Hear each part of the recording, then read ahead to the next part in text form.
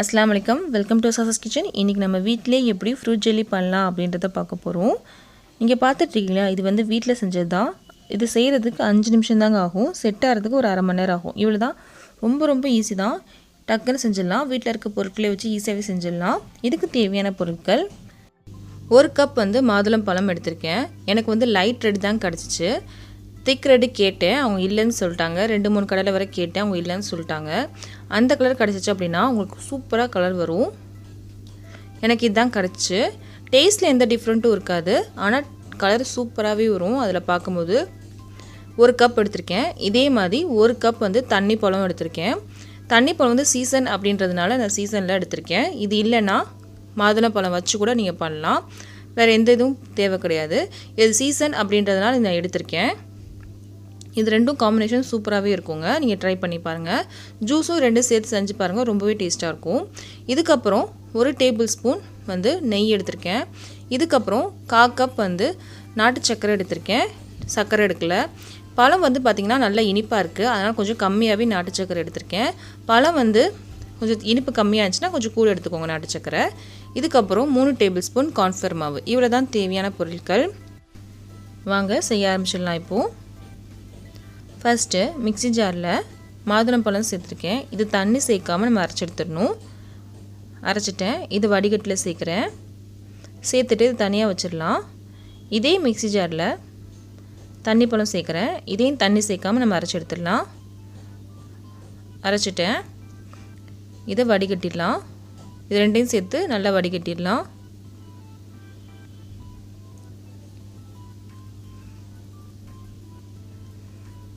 வடிகட்டிட்டேன் பாருங்கள்.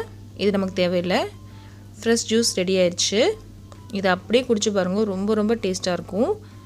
இந்த 2 பழம் சேர்த்து நீங்கள் வந்து ஜூஸ் போட்டு குடிச்சு பாருங்கள், அவ்வளோ டேஸ்ட்டாக இருக்கும்.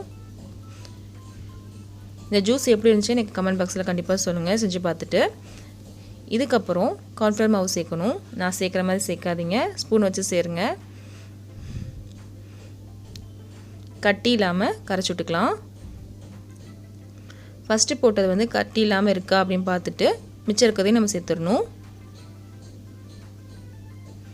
இப்போ கட்டி இல்லை.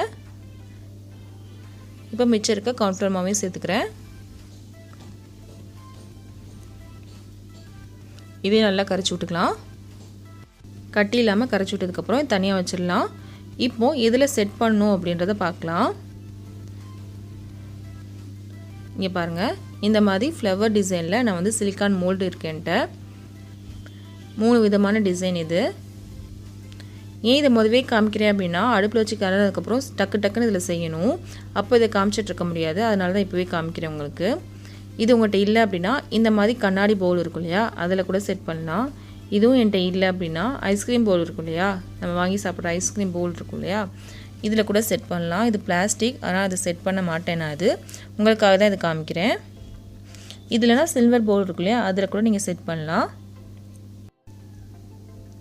நான் இந்த டிசைனில் தான் இன்றைக்கி வந்து செட் பண்ண போகிறேன். அதனால இந்த டிசைன் மேலே கொஞ்சம் நெய் தடவிக்கிறேன். சிலிக்கான்னா நெய் தடவணும்னு அவசியம் கிடையாது தான்.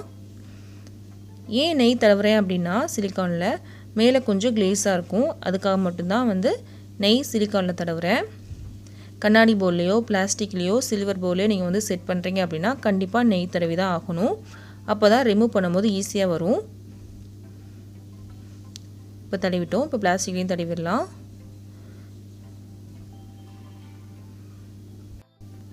உங்களுக்கு காமிக்கிறதுக்காக மட்டும்தான் பிளாஸ்டிக் நான் எடுத்தேன்.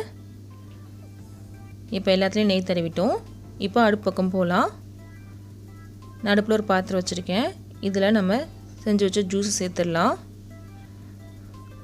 அடுப்பு வந்து சிம்மில் இருக்கட்டும். இப்போ கைவிடாமல் கிளறிட்டே இருக்கணும். இது செய்கிறதுக்கு 5 நிமிஷம் தாங்க ஆகும். அந்த 5 நிமிஷமும் நீங்கள் கைவிடாமல் கிளறி தான் இருக்கணும். கார்ன்ஃப்ளவர் போட்டிருக்கனால சீக்கிரமாகவே செட் ஆகும். ஸோ அதனால் நீங்கள் வந்து கைவிடாமல் கிளறி தான் இருக்கணும். லைட்டாக கலர் சேஞ்ச் ஆகும். அந்த டைமில் நம்ம வந்து நாட்டு சர்க்கரை சேர்க்கணும். இங்கே பாருங்கள், கலர் நல்லா சேஞ்ச் ஆயிடுச்சு. இப்போது நம்ம நாட்டு சர்க்கரை சேர்த்துடலாம். கைவிடாமல் கிளறி தாங்க இருக்கணும். கார்ன்ஃப்ளவர் போட்டோம்னா திக்காகிட்டே வரும். நாட்டு சக்கரை சேர்த்த உடனே ஒரு நல்ல கலர் வரும். நீங்கள் பார்த்துட்ருக்கீங்க பாருங்கள், கலர் அப்படியே சேஞ்ச் ஆகுது பாருங்கள்.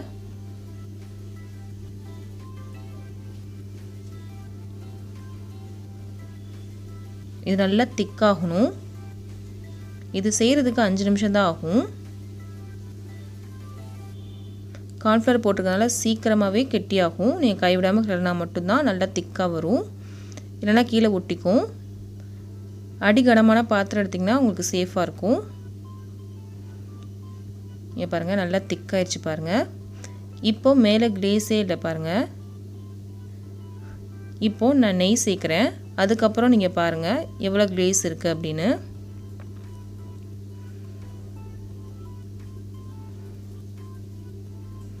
நெய் சேர்த்துட்டேன். இங்கே பாருங்கள் எவ்வளோ கிளேஸ் இருக்குன்னு பாருங்கள்.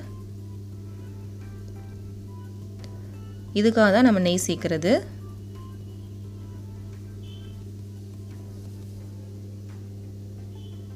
இந்த கிளேஸ் வேணாம் நீங்கள் நினச்சிங்க அப்படின்னா நெய்யை கூட ஸ்கிப் பண்ணிக்கலாம். ரெடி ஆயிடுச்சு நமக்கு. பாருங்கள் எவ்வளோ சூப்பராக கலரும் வந்துருக்கு, நல்லா கிளேஸாகவும் இருக்குது பாருங்கள். ஒரு அல்வா பதத்துக்கு இருக்குது பாருங்கள், அந்த மாதிரி தான் இருக்கும். இப்போ பாருங்கள் ஒரு அல்வா பதம் தான். இங்கே பார்த்தீங்களா அல்வா பதம் தான் அது. இப்போது கரெக்டாக இருக்குது. இப்போ நான் அடுப்பு ஆஃப் பண்ணிக்கிறேன்.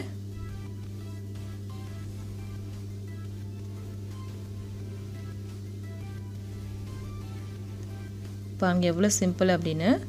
நான் அடுப்பு ஆஃப் பண்ணிட்டேன். இப்போது இது மேலே கொஞ்சம் மாதுளம்பழம் சேர்க்குறேன். இது ஆப்ஷனல் தான்.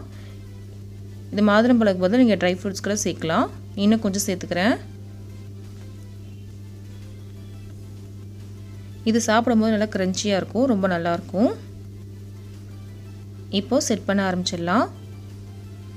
இது கொஞ்சம் ஃபாஸ்ட்டாகவே செய்யணும், இல்லைனா செட் ஆக ஆரம்பிச்சிரும். இதை டக்கு டக்குன்னு செய்யணும். அதுக்காக தான் நான் முதவே காமிச்சிட்டேன் உங்களுக்கு. இந்த சிலிக்கான் மோல்டு இந்த கப்ஸ் எல்லாம் அப்போவே காமிச்சிட்டேன். இப்போ கண்ணாடி பவுலில் சேர்க்குறேன்.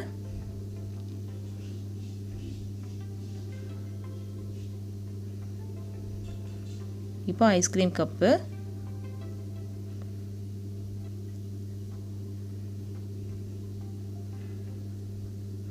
இன்னும் கொஞ்சம் மிச்சம் இருக்குன்ட்டு இதில் செட் பண்ணலான்னு நினைக்கிறேன். அதுக்காக இது மேலே கொஞ்சம் நெய் தடவிக்கிறேன். இதில் சேர்த்துக்கிறேன். கொஞ்சம் ஃபாஸ்ட்டாக பண்ணுங்க, இல்லை அப்படின்னா செட் ஆக ஆரம்பிச்சிரும்.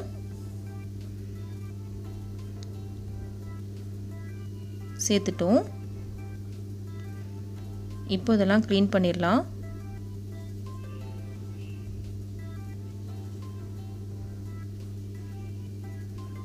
பாருங்கள் அப்படியே ஒரு 1/4 மணி நேரத்துக்கு இப்படி அப்படியே கவுண்டர் டாப்லேயே இருக்கட்டும். 1/4 மணி நேரத்துக்கு அப்புறம் ஃப்ரிட்ஜில் வச்சிடலாம். 1/4 மணி நேரத்துலேயே இது கொஞ்சம் செட் ஆக ஆரம்பிச்சிரும். 1/4 மணி நேரத்துக்கு அப்புறம் பார்க்கலாம்.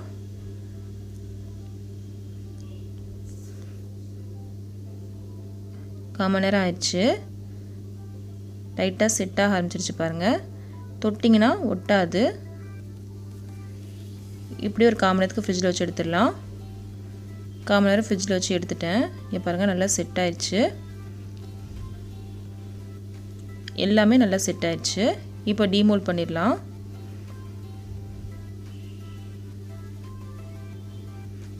சிலிக்கான் அப்படின்றதுனால ஈஸியாகவே ரிமூவ் ஆயிரும்.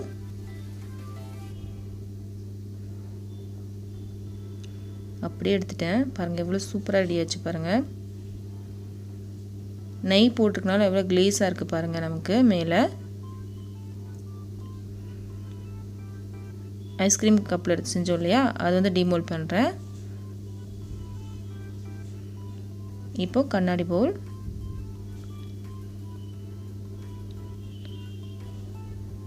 பாருங்கள் எவ்வளோ சூப்பராக இருக்குது அப்படின்னு. எவ்வளோ ஈஸின்னு நீங்கள் பார்க்கும் போதே உங்களுக்கே தெரியும். பார்க்க எவ்வளோ அழகாக இருக்குது அப்படின்னு. உங்களுக்கு காமிச்சா மட்டும் பத்தாது இல்லையா, உள்ளே கட் பண்ணி காமிக்கணும்ல. உங்களுக்கு கட் பண்ணி காமிக்கிறேன். இப்போது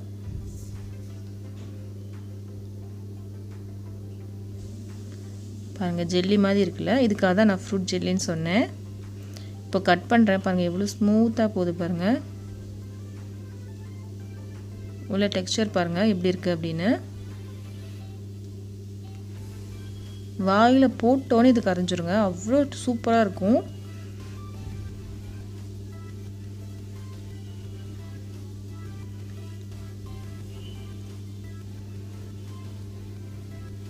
பாருங்கள் எவ்வளோ சூப்பராக இருக்குது அப்படின்னு. இப்போ நான் கத்தியால் கட் பண்ணேன். இப்போ ஸ்பூனால் கட் பண்ணாலும் எவ்வளோ ஈஸியாக இருக்குன்னு பாருங்கள்.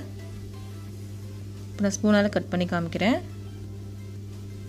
பாருங்கள் எவ்வளோ ஸ்மூத்தாக இருக்குது பாருங்கள். செம்ம டேஸ்ட்டாக இருக்குங்க. எனக்கு ரொம்ப பிடிக்கும். இப்போ நான் இதை சாப்பிட்றேன். சூப்பராக இருக்குங்க. வாயில் போட்டோன்னே இது கரைஞ்சிரும். இந்த வீடியோ உங்களுக்கு கண்டிப்பாக பிடிச்சிருக்கும் நம்புகிறேன். இந்த வீடியோ உங்களுக்கு பிடிச்சிருந்துச்சு அப்படின்னா கண்டிப்பாக லைக் பண்ணுங்கள், ஷேர் பண்ணுங்கள், கமெண்ட் பண்ணுங்கள். மறக்காமல் இந்த சேனலை சப்ஸ்கிரைப் பண்ணுங்கள். பக்கத்தில் இருக்க பெல் பட்டனை கிளிக் பண்ணுங்கள். அப்போ தான் நான் ஒரு வீடியோ போட்டோன்னே உங்களுக்கு ஒரு நோட்டிஃபிகேஷன் வந்துடும். என்னோடய வீடியோ நீங்கள் மிஸ் பண்ணாமல் பார்க்கலாம்.